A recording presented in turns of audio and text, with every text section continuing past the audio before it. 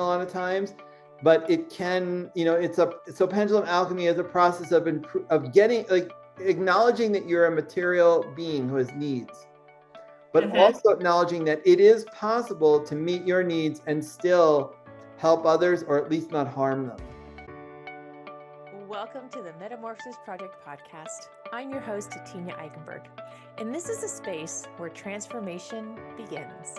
Welcome back to the Metamorphosis Project Podcast. I am Tenya, your host, and with me I have Erich Hunter. Erich, welcome to the show. Hey, thanks. I appreciate you having me on here. Of course. And we were just talking a little bit about, you have 3 books. You have the Pendulum Alchemy, which is your newest book, right? Yeah. That's your newest one. That's the one we're going to talk a little bit about in a little bit. And then you have 2 companion guides that are like commands that people can use to help to clear things that are infiltrating their energy bodies, their physical bodies, all of their bodies. And then you told me that you are currently working on, you've been like in writing mode for a while now. And you're excited about this new book coming out. Do you want to talk a little bit about that during the podcast as well, or you want to keep that kind of on the down low? Well, only in the sense that all of my work with pendulums is informed by my interest in science, nature, and also metaphysical concepts. Okay. So when I was young, I was passionately interested in nature. And then that led me to getting a research PhD in the biological sciences, where I was studying the evolution of animals. Okay. And then I had lots of experiences with that, like where I was working with the American Museum of Natural History, Cornell University, all these prestigious institutions, and I did all this research. That naturally led me into sort of a curiosity about other things, because I observe things, I'm curious. So then I started noticing alternative healing, energy, magic. Then I discovered that in the past, all of those things were considered part of science, but that in the 1800s and 1900s, there was a divorce that happened between the two, because the materialists, the advancement and development of science required a schism from the church, because the church had repressed it. So they kind of threw the baby out with the bathwater. So I was going back to sort of historical roots I learned. It wasn't a new thing I was doing. It's just I'm one of the few people in modern times. I know there are others doing it, but I'm one of those few people who wants to take the older ideas and look at them through the lens of the newer. So that book I'm working on, a lot of it, not all of it, but some of it is definitely foundational for my pendulum alchemy work, because I like to base that work with the pendulum that I do on, metaphysical principles, esoteric understandings that might show up in religion or magic, etc., but that seem to have some truth to them. But then I'm also interested as like a scientist or a skeptic, almost, like how these things work. Right. And so I have like kind of a different take on it than a lot of people, but although more are now getting similar to me over time. I think it's fast, because I didn't know that pendulum work and science, like they were, like they had that split. I always thought that it was one or the other. I didn't realize that at one point they were kind of in connection with each other until they split. Right, that's right. So, like, for example, a really good example, there are a couple of really good examples of this. So there's this really famous book in magic. I'm not sure I think it was Renaissance, but it might be medieval. It's by this guy called Agrippa. And it's all about magic, but a lot of the stuff that's in there is now literally considered science. Like, he thought that magnets were magic. And so now they have an explanation for it. So back then, when he was writing, they didn't have an explanation for it. So they said it was magic. So in the past, a lot of people were studying the world. They were natural historians or proto-scientists, because science didn't exist as a discipline until like the 1900s. So anyway, so in earlier in times, people were curious about the world. They would investigate things, and then part of their investigation would lead them into what we now call paranormal like things, like that weren't Right. explainable by like logical mechanisms. And that's why like you see a lot of like astrology in the past was sort of related to concepts that were kind of mystical or things like that, because they were studying real things in nature, but then oftentimes they put a mystical bent on it, etc. But Okay. like in modern times, like I said, like there was an intellectual revolution, mostly in response to the witch trials that occurred in Europe Mm-hmm. several hundred years, Okay. where the intellectuals in Europe were like, "This is freaking ridiculous. We're killing all these people. This is stupid." Because we don't even think witchcraft exists because of the revolution that occurred with technology that was Right. happening and logic. So like they were like this can't be real. So we've got to stop this. So then there was this complete split that happened among the intellectual classes between science and materialism and religion. And so in that process, things like energy healing got cast out. Right. So and I'll kind of give with one more example that's kind of interesting. So so there was this guy called Franz Mesmer, and there's this term mesmerism. And nowadays it means hypnosis, but that's not what it meant originally. What this guy Mesmer was doing was he was basically doing what we would now call pranic healing or energy Mm-hmm. healing. He was doing this like in the 1700s in France. So anyway, at this point, it was the Enlightenment. It was critical that they discredited him. So he was extremely popular in Europe. So Benjamin Franklin from the United States came over to France, and he was an ambassador there. And he was part of a committee that set out to discredit Mesmer, to prove that it was a fraud because science was real and all this energy stuff was just garbage. And then, so then he did such a, Benjamin Franklin and his committee did such a successful job that this guy Mesmer just totally fell off the map. His work transformed from energy work to hypnotism, which they could scientifically justify. And it reflects this schism that we still see today between Mm-hmm. the energy healer and the doctor. Right. You know what I mean? Or the pendulum alchemist and, something more mainstream like the chiropractor or something like that. Even that's considered a little woo by mainstream doctors, but you get the It idea. is. There are a lot of So, people who don't think chiropractors are real doctors. exactly. So my work is kind of like trying to bring back the baby with the bathwater that was thrown out. Okay. I'm trying to say, okay, like some of this stuff in the new age is totally woo-woo and it seems like crazy. But some of it actually, I think there's something to it. And there's a lot of value that's been lost. And a Well, lot of this stuff seems to actually work. Like, so, and I yeah. don't care if it can't, like, if I can see an explanation or if I can, find some logical reason why it might work, that's really cool. And then sometimes that guides me to new ideas. But other times it's like, I think that they're being blind here and they're missing something important. So that's a big part of my work is trying to integrate all this and then make it so that like, as they say, like your mind is so open that your brain falls out. Like I want to Mm-hmm. prevent that from happening to people because I kind of see that's an excess where people get way, way too far into magical thinking. And there's nothing wrong with that per se, but I don't know. I like to ground it a little more, like still be open to those ideas, but then kind of see, is there any evidence for it? Could it make sense? Anyway, that's kind of like my jam, I guess. That's what I Okay. do. And I think that's great. But like you said before, they used to think that magnets were magic. And now we understand that there's science, but like there's science behind Exactly. it. You can figure out why magnets work the way they work. And my thinking is that science just has not had or made the device or made the technique that is able to prove that this other stuff works. Yes, So, that's exactly. it's, yeah, I mean, they call it the placebo effect, and we all know that that works a lot of the time. Yeah. They've Yeah. seen that done in studies. And so I think that we are a lot further along now than we were 5 years ago, than we were 10 years ago.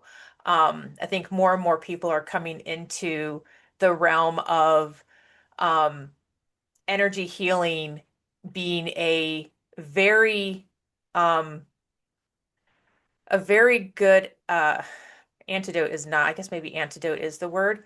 Um, but it can work alongside science so well, right? Yeah. The woo-woo and science work very, very well together because you can't just do medical or science work and get better.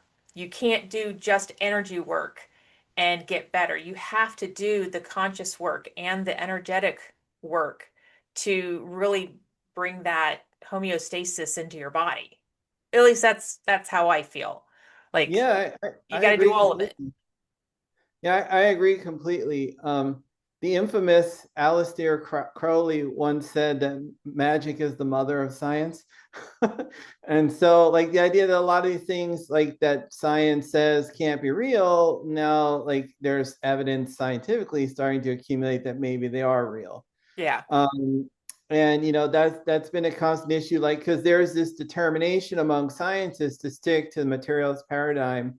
It's most evident in the realm of consciousness studies, but more and more now there are like scientists out there who are doing like double blind studies, et cetera, where they're showing that consciousness does stuff that would be considered magic.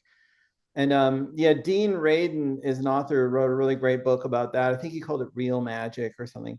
But Okay. anyway, but yeah, so but your idea is completely correct. And it's like and I would add manifestation into with energy Hmm. healing, but it's like a holistic approach. It's like, if I have stage, if I have some serious medical problem, let's say my arm gets cut off, like, yeah, I would want someone to do pendulum for me, but I would also want to have a doctor treat it, Right. because I'm going to die otherwise, or something, I mean, like, I'm not, so I think medicine, modern medicine, and also like just practical stuff, like to Yeah. help you manifest, there's so much value in that. But then but you get even more value when you bring in the energy, when you bring Right. in the manifestation concepts, because it just puts it all together as a holistic thing that has Yeah. way more power than just one thing by itself. Absolutely. So how did you come, like, so you said that you were doing research. Is that how you came into the woo-woo side and coming into pendulum work was through your research, or was there something else that you were kind of like, there's got to be something else. Something else Yeah, needs to exist. it was a something else. So basically, I had like paranormal experiences as a kid. There was some kind of poltergeist thing in my house, like I saw ghosts. There were all kinds of weird things, but I grew up near New York City in a very materialistic household. They were like artists and New York intellectuals from, like, heavily influenced by New York City culture that completely dismissed the idea of anything paranormal. It was all just like, it's, oh, that's just stupid. So, like, I had all these crazy experiences, but my family was not religious. It was completely like they were lockstep with New York intellectuals of just Hmm. dismissing everything religious, spiritual, alternative. It all had to be explainable by science. And so, like, there was sort of a contradiction that had been set up there. Then, like, I had this interest in nature, and I saw, like, I had two choices in life. Either I was going to be working in a corporate office in New York City, or I could maybe become a biologist and study animals or bugs or plants or something in the rainforest. So I was like, okay, I'm going for the biology route. I don't Right. want to Get see stuff. outside. Exactly. So that got me heavy into this intellectual stuff. But then what happened was, I my first marriage, my first wife, she was like a shaman basically. I didn't know Okay. when I met her. And so she was like, either you get your shit together with the spirituality or I'm done. I was like, oh God. So I had to kind of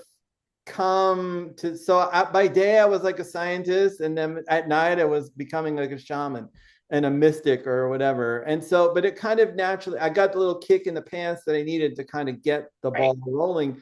And so I kind of was living two lives for a long time, where like no one in my science thing knew anything about that. I was this successful researcher who was breaking new ground and cutting edge. But then at night I was doing consciousness studies, shamanism, all kinds of things.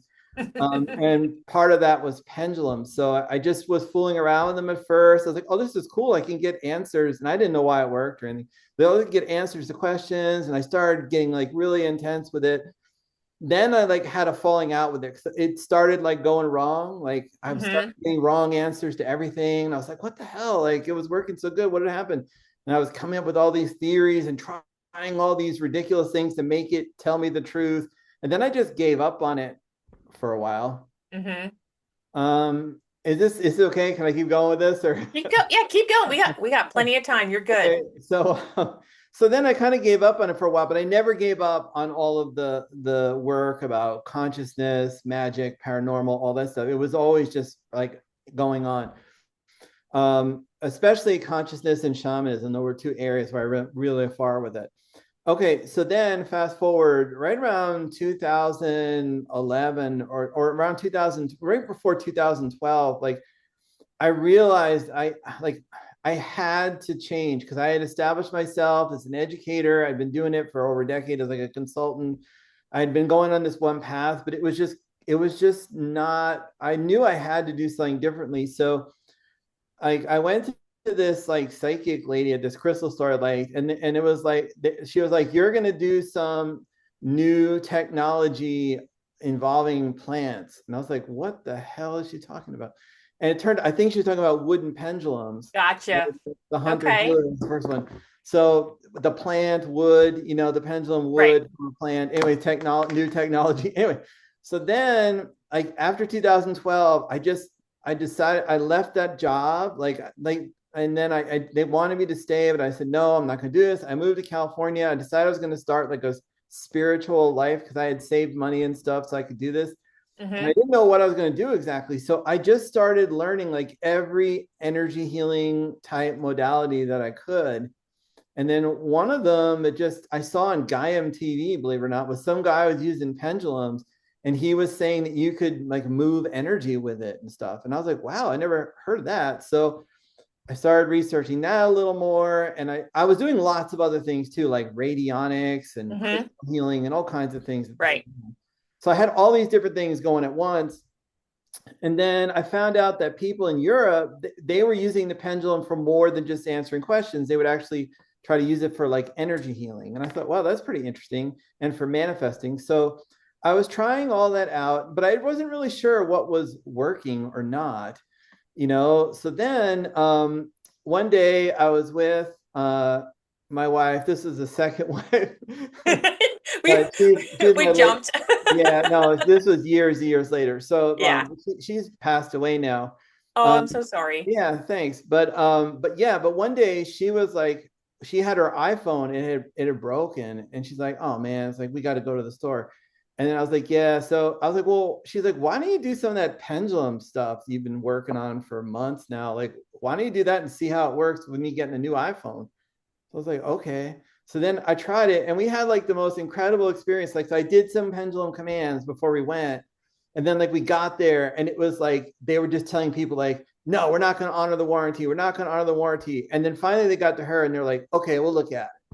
And Wow. then, well, okay. And then so they took her phone. They said, come back in an hour. So we came back. They gave her the phone. It still didn't work. And they were like, okay, we're just going to give you a completely brand new phone for free. All the other people had been like crying, like they were just getting thrown out of the Apple store practically. Like, no, they wouldn't honor the warranty. They gave her a brand new phone.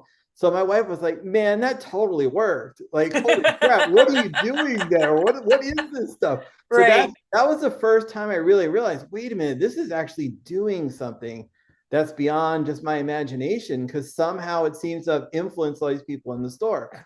So I started getting more and more into the pendulums. And then the final thing was I realized I wanted to be an energy healer. So I worked with this coach, and I came up with this alternative back pain thing. I still didn't realize the value of the pendulum fully.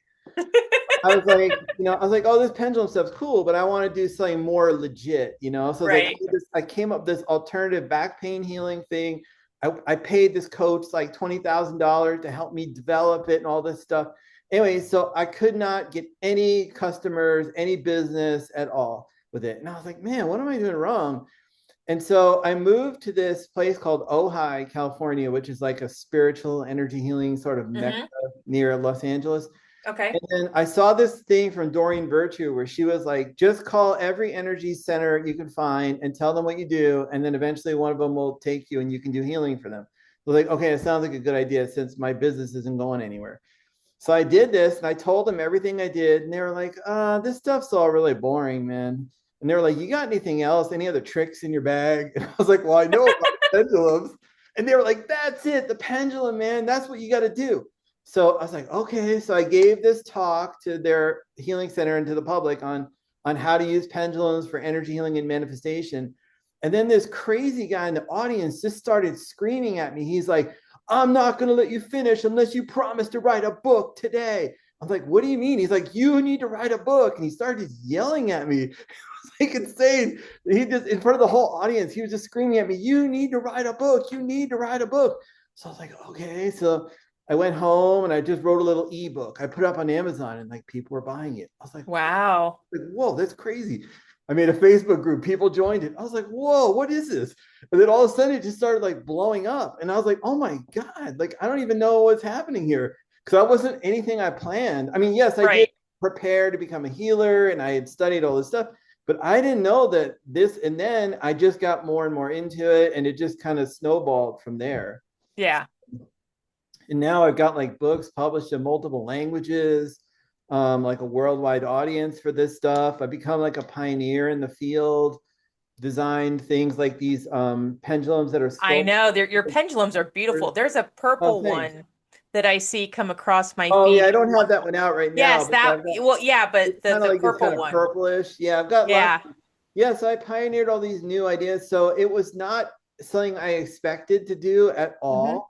I mean, it was just something I was doing, but then for some reason it just kind of caught on. And I guess karmically I'm meant to be the pendulum master or something. I don't know. But anyway, so that's kind of how it all came about, sort of a roundabout story, but it's kind of how all those threads tied together. Because I had been a scientist, I'd been a teacher.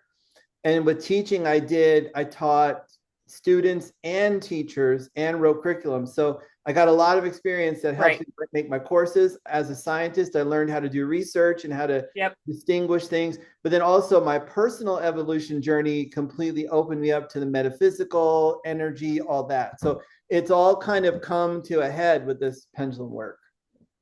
I love it. I think that's an amazing story. And to hear, like, you were on, like, if you look back, you were on this path from the get-go, from like you wanted to be out in nature, like that was the universe like carrying you towards this path all along, and you kept listening to that and not to what everybody else thought you should be doing. Exactly, because like when I wanted to become a scientist, they were all like, oh, this is so crazy, you're never going to make any money doing that, like you got to work in New York City in an office or something. I was like, screw that, I want to be a scientist. And it felt right, like to go into the natural history. Then, like when I started learning about, when my spiritual self started awakening, I started doing, like everyone would have said, no, don't do that. But I would see like a door would open. And if I didn't go through that door, then I would just get my butt kicked. Yeah. And that just kept happening. And finally in 2012, like I knew, like, because I had this vision when I started my job at this educational place in Atlanta. I was like, one day I'm going to win Teacher of the Year award, and then it's my time to go. And so it took me 10 years, but I mean, I kept trying every year, and I would like win it, and then the boss would be like, no, you give it to somebody else or something. So like it felt like I was trapped there until I learned some kind of spiritual lesson. But then in 2000, like end of 2011, the door just opened.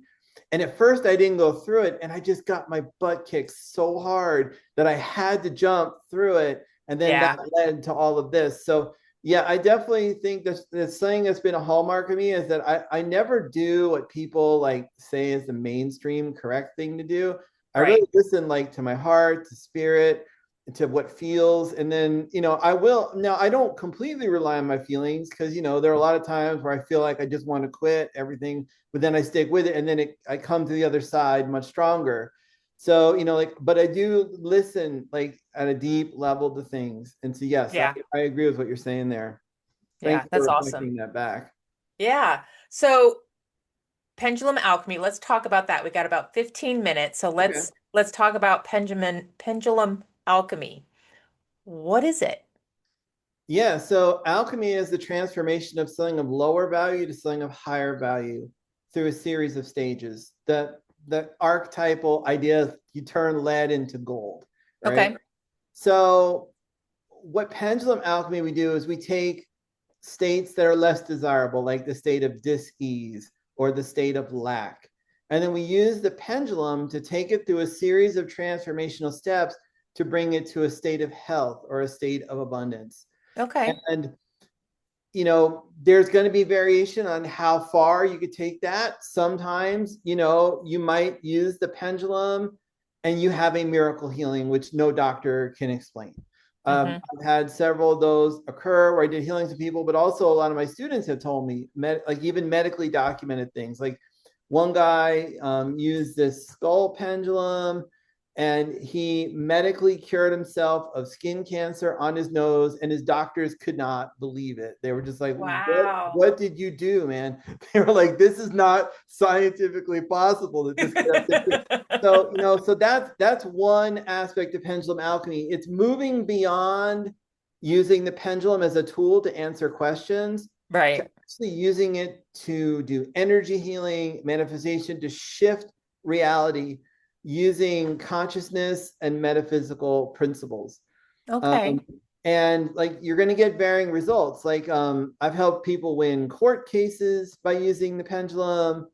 I've helped, but here's the thing: unlike other systems like of manifestation stuff, you always do it for the highest good of all concerned. That's another thing about Right. pendulum alchemy, which is really important. So like you could ask for outcomes that society might think are wrong as long as you say if in the highest good of all concerned, because it's kind of like a safety valve. So pendulum alchemy is a method to transform things from a less desirable state to a more desirable state using energy and consciousness.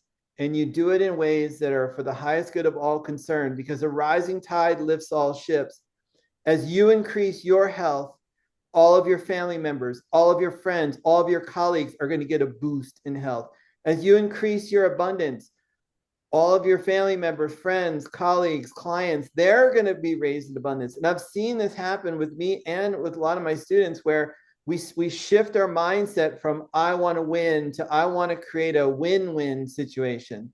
And it Okay. unfolds in ways that are not like predictable and kind of like surprising a lot of times, but it can, so pendulum alchemy is a process of getting like acknowledging that you're a material being who has needs, but Hmm. also acknowledging that it is possible to meet your needs and still help others, or at least not harm them. Well, I think that's a strong point that anybody who is in the healing field really needs to take to heart is when you are healing for the greater good, whether it's for your greater good, include everybody around you because we amplify each other's healing, right? So as you amplify their healing, when they start doing their own healing in whatever way, it's just going to amplify yours. Yeah, So I think that's an we're all amazing point to connected. make. Yeah, we're all connected. So Yeah. yeah, and yeah, I see it a lot more in like the pendulum aspect of my business being a negative, because like a lot of people in this world of the pendulums who are my quote unquote competitors, they don't see it that way. They're just trying to destroy me, bring me down, Right. whatever.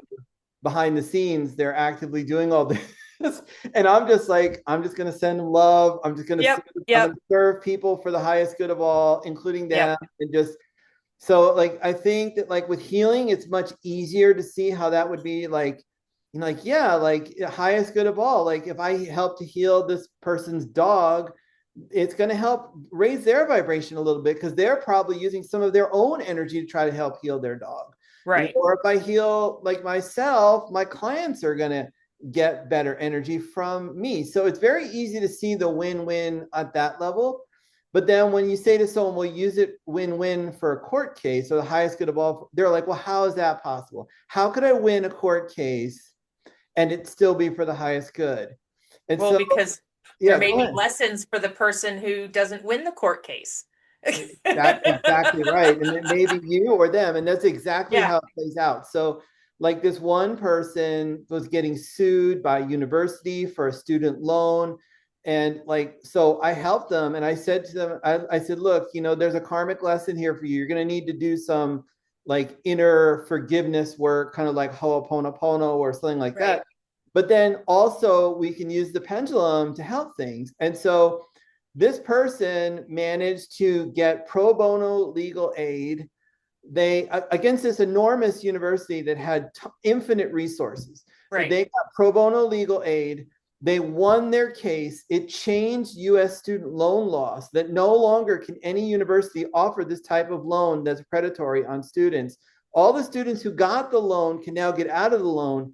And also the university can no longer offer these loans to people. So like, yes, they lost, but Right. they were doing something completely unethical. And the irony was that it was a spiritual university that was doing this, preying on these poor students. So it was like, it was such a perfect lesson of how this win-win can work in unexpected ways. Right. Like the person who was getting sued, this lady, she did her karmic inner healing work of forgiveness, not to justify that they were right, but to not let it burden her anymore and to karmically let it go.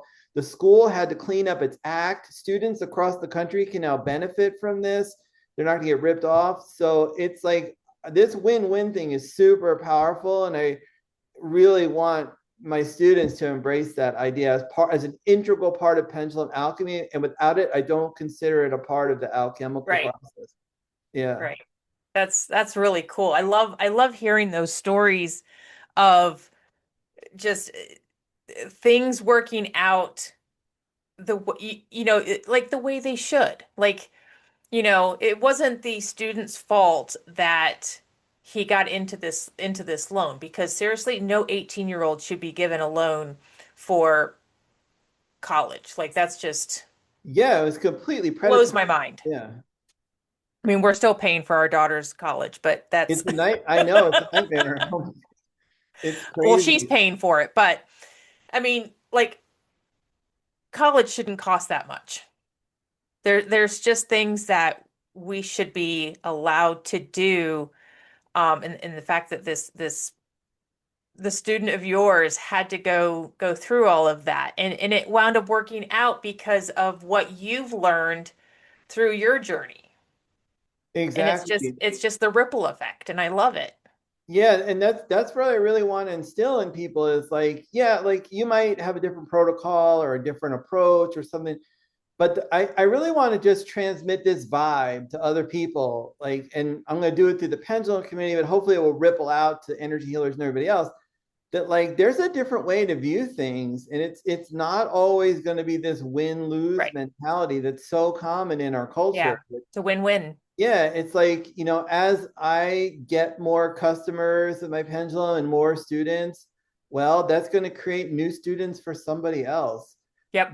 Their clients and stuff are going to maybe come to me. So it's like, it's not like that's at like a most base level. So I really want to transmit this ethos too, but I don't want to limit it as like a moral thing Mm-hmm. because I might consider something completely immoral.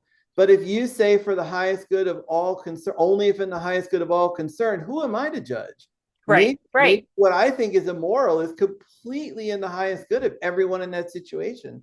Yeah. So it's kind of like trying to raise the ethics of this kind of work without putting a moral judgment layer on it, while making it extremely practical for people's everyday experiences, Yeah. making it Yeah. down to earth and understandable while bringing in a scientific point of Right. view, if that's at all You're just possible. pulling from everywhere, Eric. I'm trying to, yeah, I'm trying to. But I love that. I love that win-win mentality. I love that for the highest good for of all involved. I think that shows kindness and compassion, and I think that is something that our world needs a whole lot more of, especially the last few years. I agree. I agree completely. Um, with us wrapping up this conversation, is there anything that you want the listeners to know or to hear that we did not touch on?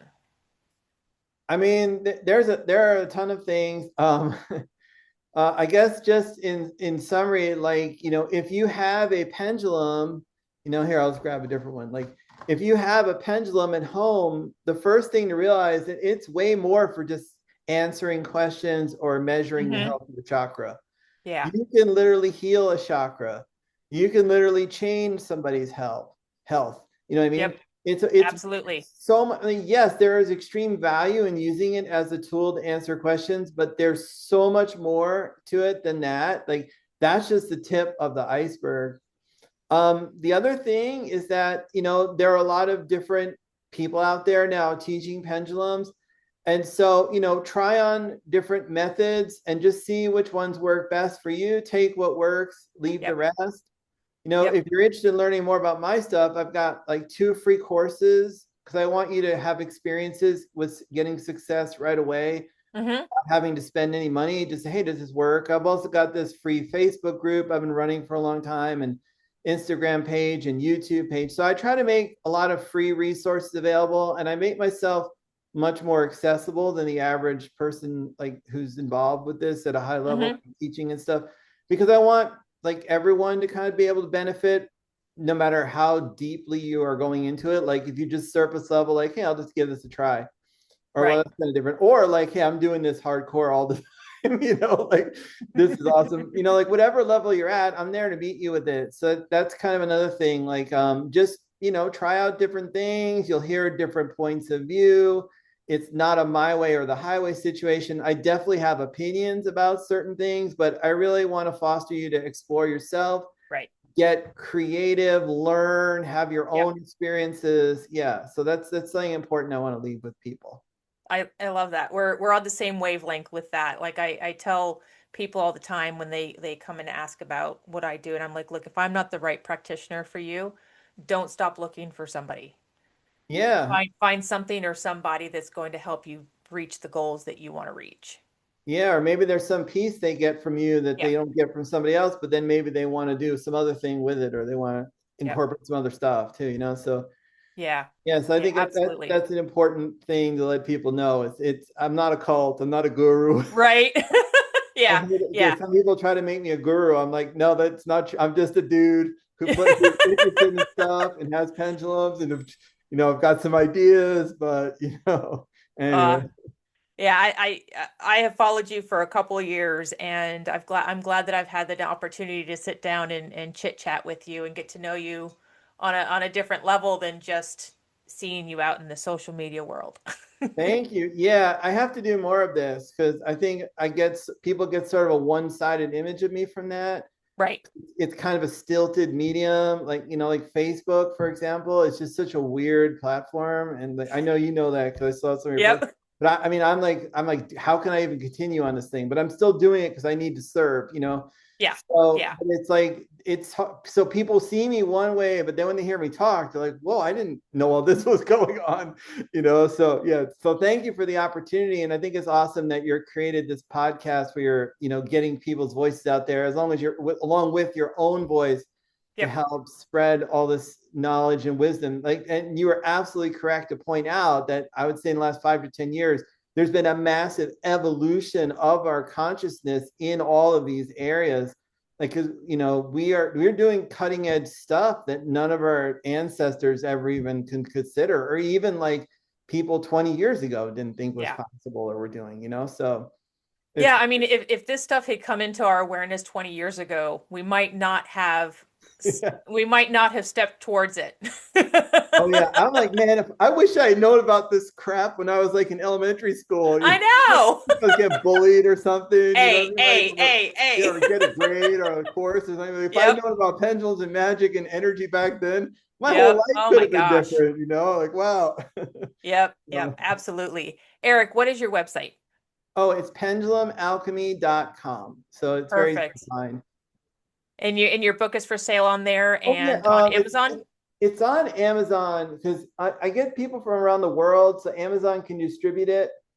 On my website, what I have are courses. Well, I have the books listed, but then it links you to Amazon. Okay. But I have courses and pendulums. So like I said, I've got some free courses on there so you can try it out. Yep. I've also got all my courses are pretty reasonably priced. They're pretty low, relatively low priced. So that way you can try them out and learn stuff and have fun and not feel completely overwhelmed. And all the pendulums on the website are ones that I designed for their energy and like for high vibration and unique qualities that other pendulums out there don't really have. And yeah, if for some reason like you want to get my book, but you have trouble getting it because you live in like a country like United Arab Emirates or something, it's possible I can mail you one, but generally you go to Amazon to find it. Awesome. Erich, thank you so much for coming on. You're welcome. My pleasure. Thank you for having me. Thank you so much for joining us on the Metamorphosis Project podcast. I hope today's episode brought you inspiration, joy, and a spark of empowerment. Remember, transformation is an incredible journey, and every single step you take towards self-care and healing brings you closer to the life you truly desire.